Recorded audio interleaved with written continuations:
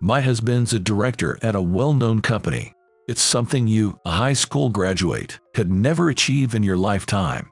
During a reception at a fancy restaurant, I unexpectedly ran into a classmate who insulted me for being out of place in such an establishment and suddenly started boasting about her husband.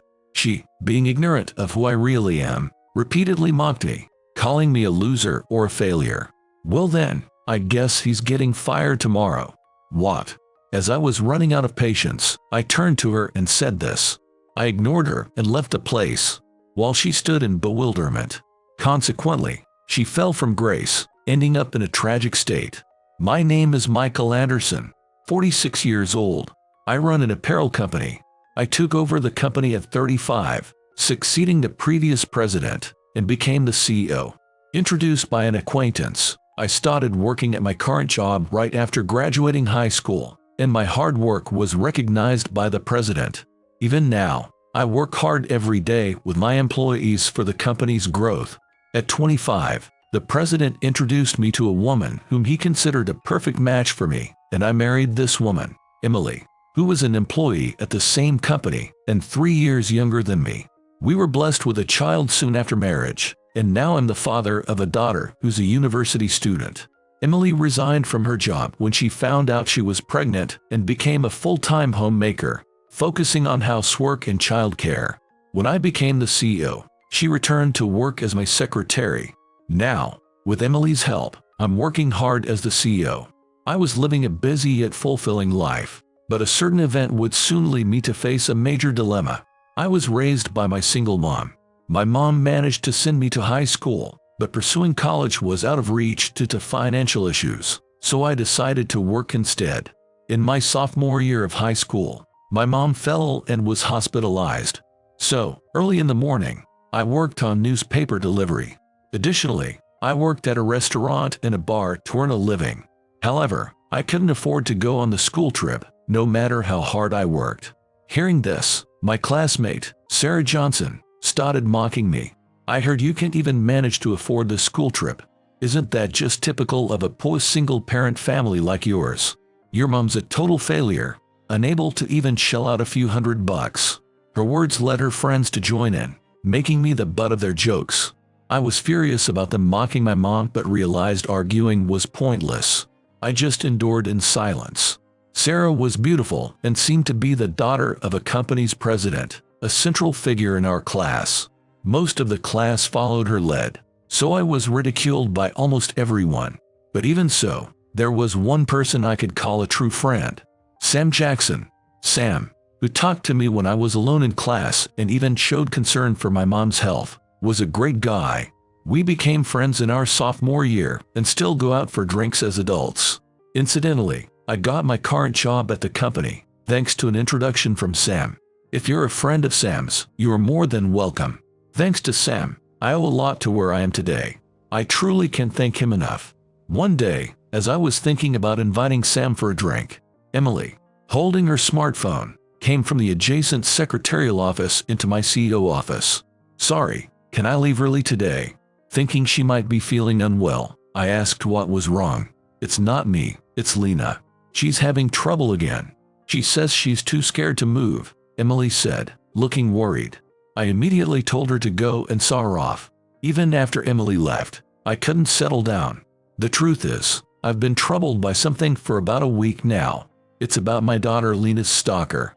About a month ago, while the three of us were having dinner without Lena, she came home from her part-time job, her hair disheveled and face tear-streaked.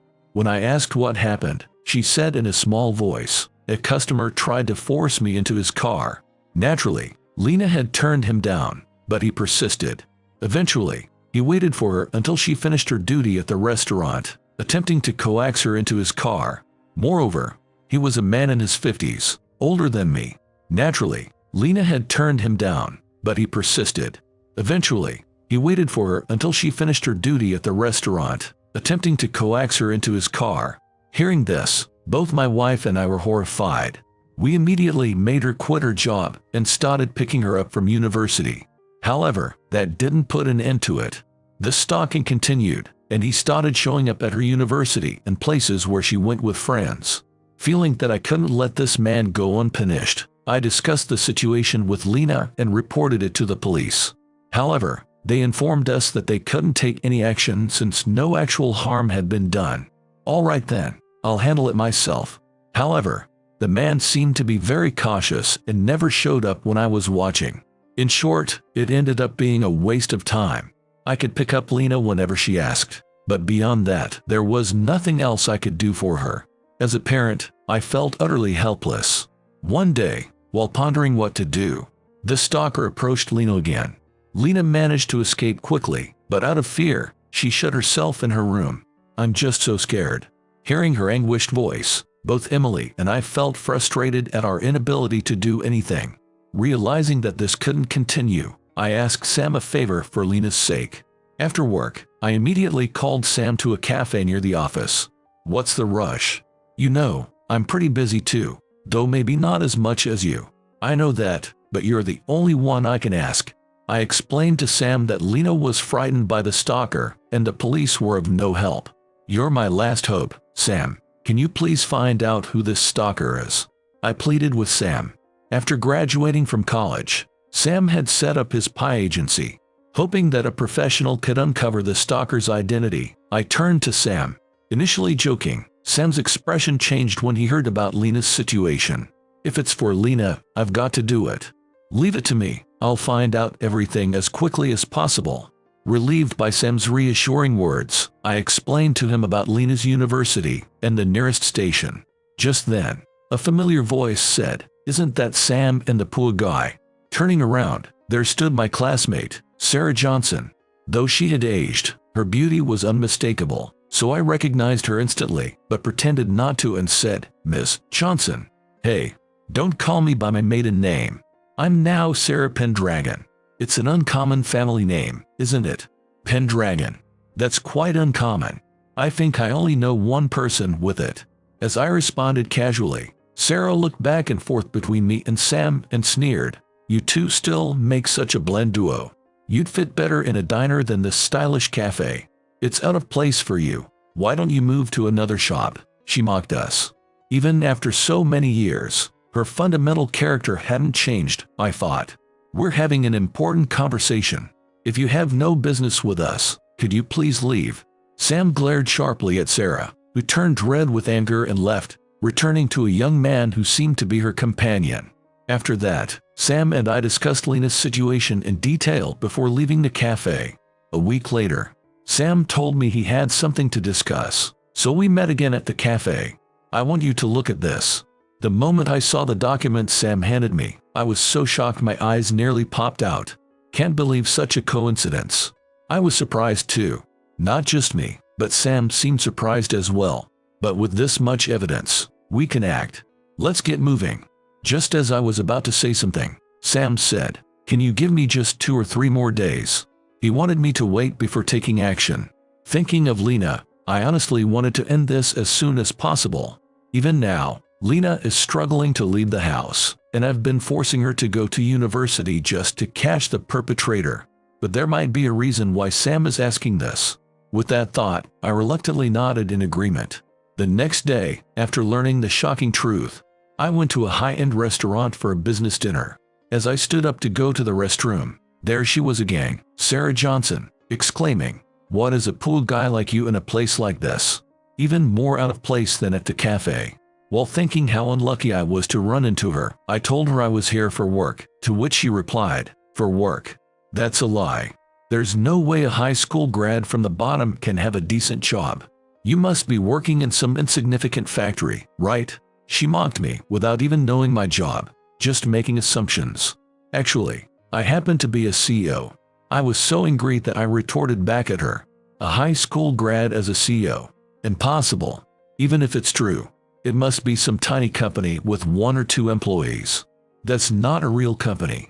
Still, Sarah didn't stop mocking me. Growing increasingly annoyed, I was about to dismiss her when she suddenly started boasting. "My husband is a director at a well-known company. That's something you, a high school graduate, could never achieve in your lifetime." She proudly spoke of her husband, a sales director at a well-known apparel brand. Why? Then, comparing her husband to me, She kept calling me a loser and a failure, continuously mocking me. I was running out of patience. Well then, I guess he's getting fired tomorrow. What? After saying that, I left a bewildered Sarah Johnson behind and walked away. After finishing the dinner successfully, I returned home. I arrived home before 9 o'clock, but the kids had already gone to their rooms, leaving only Emily in the living room. Welcome back. You must be tired after being out so late. Did the dinner go well? Emily's caring words prompted me to ask about Lena. Her face clouded over in an instant. It seems it didn't work out. She cried today, wanting to quit university. I see. Don't worry. Her agony will all end tomorrow. My words made Emily look puzzled. I then told her, actually, and proceeded to share my plan with her. I hadn't told Emily about consulting Sam about Lena, so she was surprised. I was wondering why you, usually so kind, were forcing Lena to go to school, but now I understand. I wish you had told me. I could have helped. Relieved to hear my plan, Emily agreed. I hadn't disclosed it to her until now as I wanted to keep things confidential. Actually, I have a favor to ask you, Emily. As soon as I made the request, Emily agreed without hesitation. Leave it to me. I have a wide network. I'll arrange everything today. After saying that, she left for the bedroom with her smartphone, and I, preparing for tomorrow, took a bath and rested. The next day, I found myself engrossed in urgent work at the secretarial office. I had a specific purpose for being there. As I made good progress, the CEO's office started getting a bit noisy. The CEO will be back soon. Please wait a little longer. Just as I heard Emily's voice, but then a man's voice interjected. No need to worry. I was surprised when you called yesterday. To think the CEO himself has something to discuss with me and my wife. The day before, I had asked Emily to invite the sales director and his wife. I asked Emily, my secretary, to contact them, considering Emily's wide network of contacts. She quickly succeeded in inviting them here today. When Emily left the room to prepare tea, the sales director and his wife were left alone in the CEO's office. Listening in, I heard the wife excitedly speculating it might be about a promotion. Called in as a couple, maybe it's for a vice president position. If he becomes a VP, the retirement package would be something to look forward to. The sales director seemed pleased as well, both unaware of what was about to happen, chatting animatedly. I nearly laughed at their carefree conversation but composed myself and opened the door to the CEO's office. Mr. CEO, how are you? Hello there. Sarah, who had stood up following her husband, froze the moment she saw my face. She must have never imagined the classmate she ridiculed for being a high school graduate would turn out to be her husband's boss. As Sarah's mouth opened and closed wordlessly, I said, nice to see you again since yesterday. The unsuspecting sales director then asked her if she knew me. Know him? Well, stammering, Sarah struggled to answer. We're high school classmates. I interjected, and the sales director's face brightened. But I must say, my memories with her are nothing but unpleasant. My sarcastic remark instantly turned the atmosphere in the room icy, and it felt like hell until Emily returned with the tea. After being mocked by her wife the other day, I declared that I would fire your husband, so I called you in today.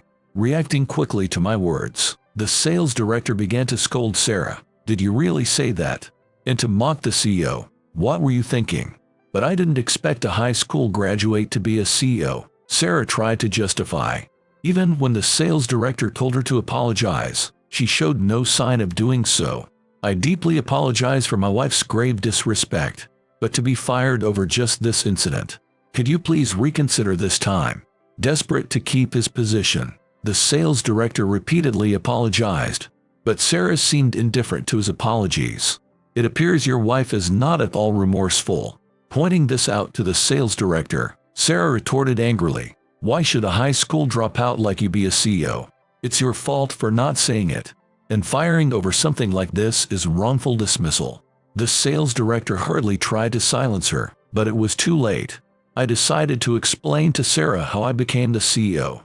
I joined this Y company right after graduating high school, and I'm the CEO where Sarah's husband is the sales director. Moreover, my best friend, Sam, is the nephew of Y's former president, and their fathers are brothers. Initially, I was hired because I was the friend of the president's nephew. Later, at the age of 30, I took over the company from the former president and became the CEO. There were doubts about whether I could lead 9,000 employees, but the sense of responsibility was greater. After 5 years of training, I took the CEO position. That's how I became the CEO. I had no idea about such a background, but to be fired for something like this. Although Sarah's face turned pale, she still didn't utter a word of apology. It's not just for this reason that you're being fired. I'll explain the proper reasons now. After saying that, I called out to Emily to bring in a certain person from the secretarial office. As Emily signaled, Sam burst into the CEO's office with great energy. Sarah was even more surprised at Sam's entrance, and the sales director, Mr. Pendragon, looked confused. "Mr. Pendragon, you're fully aware of what's going on?" I asked, but he just shook his head. When I glanced at Sam, he placed several documents and a photo on the table. The moment Mr. Pendragon saw the photo, his face turned deathly pale. Only Sarah, sitting beside him, seemed unable to figure out the conversation. "Actually, this girl is my daughter. She's been a victim of stalking for a while, and I hired my pie friend to investigate." "You're the stalker, aren't you?" I sharply eyed Mr. Pendragon, who started trembling and nodded slightly. "You. That's a lie, right? Maybe she misled you or something." Sarah, in disbelief, accused Lena as if she's at fault. Due to my extreme anger, I was about to lose control and utter inappropriate words. Instead, I let Sam explain the investigation results. When Sam handed me the final report, I recognized the stalker as our employee. Of course, I can recognize someone in the position of the director in the company. What I know about him is that he is a diligent and serious man at the office. That's why the report was very shocking. After Sam finished explaining to Sarah, I addressed Mr. Pendragon. "Now, your dismissal is final and executory due to valid reasons. It's not just the matter involves my daughter. The company cannot employ anyone who engages in such an immoral act. Do you understand, Mr. Pendragon?" Without a word to say back, Mr. Pendragon just nodded quietly. "Of course, this matter with my daughter is a serious crime. Appropriate actions will be taken, so please understand." Thinking the incident would be reported to the police, he pleaded, "Please, anything but that." But recalling Lena's tear-streaked face, I retorted emotionally, "Do you have any idea of the depth of fear you have brought to my daughter? If you have even the slightest understanding, accept your punishment." At this time, Mr. Pendragon hung his head in defeat. I thought it was all over, but then Sarah suddenly said to her husband, "I'm divorcing a stalker like you. Get out of here right now." Just as she said this, Sarah approached me with a sly smile. "I'm sorry about everything before, but in return, I'll be your wife. Aren't you happy to have a beautiful woman like me?" Incredibly, she started making advances toward me, right in front of her husband. Disgusted by Sarah's behavior, I informed her that I was already married with children. Unfazed, she began to talk nonsensically about being a second wife. As I wondered what to do, Sam suddenly burst out laughing. "What's so funny? Do you have a problem?" Sarah snapped at Sam. "You can't be talking about a second wife in front of his legal wife, right? If he cheats on her and gets divorced, he'll lose his position as CEO," Sam joked. At this, Sarah exclaimed in surprise, "What? Indeed, my wife Emily is the daughter of the former president. When I was 25, he suddenly suggested, 'Michael, if you don't have anyone in mind, would you like to meet my daughter?' I initially declined because I had no confidence in myself, though he insisted. However, we hit it off instantly, leading to a quick courtship and marriage. Thus, Emily is the president's daughter, making her and Sam cousins." Realizing this, Sarah turned pale, muttering, "This can't be happening. What should I do? I guess you were hoping to get close to me to pay off the debts you made, right? Too bad." As I sarcastically addressed Sarah, she showed a look of shock. While investigating Lena's stalker, we discovered Sarah was the wife and got a hunch something was off with her too. Sam suggested, "This smells fishy. Give me some time to look into the wife as well." The investigation revealed that Sarah had accumulated debts in the hundreds of thousands of dollars from frequenting high-end bar. Currently, the debts have been paid with her husband's money. She likely turned her attention to me for financial rescue after she divorced. "Hey, Debts from a high-end bar. What's that about? It's not about that now. The wife and husband started arguing in front of us. Please discuss this at home. Regarding my daughter's case, we'll consult with the professionals and contact you later. Eager to get them out of my office, I opened the door and asked them to leave. However, they just mumbled incoherently, showing no intention of leaving. If you won't leave, I'll call the police. With my firm statement, they scattered out of the room like startled spiders. Afterward, my lawyer amicably settled Lena's stalking case with the payment of moral damages. However, I made it clear that if any further stalking occurred, we'd go straight to the police, no questions asked. Regarding the Pendragon couple, I heard they ended up divorcing. As for Mr. Pendragon, having been fired, struggled to find decent employment and now juggles several part-time jobs to pay off the living expenses and the settlement debt. Meanwhile, Sarah believed she could rely on her parents after the divorce. But once they learned of the incident, they disowned her. Continuing her high-end bar visits, her debts only grew. Now, she's working in a job that leverages her looks. Considering her age, it's likely going to be difficult for Sarah to lead a decent life from now on. However, as it's the result of her own actions, I do hope she manages to persevere. As for me, I continue to dedicate myself to work as usual. Lena, who had been afraid to go outside, has finally regained her spirits and started attending university with enthusiasm. She also began working part-time at her new store, and it seems she's found her calling. One day, she suddenly declared, "After I graduate from university, I'm going to work at Dad's company." I've never felt so motivated and fulfilled by a job before. The idea of working with my daughter is delightful, but there are still 2 years until she graduates. If Lena still feels the same way then, I think it would be wonderful to work together.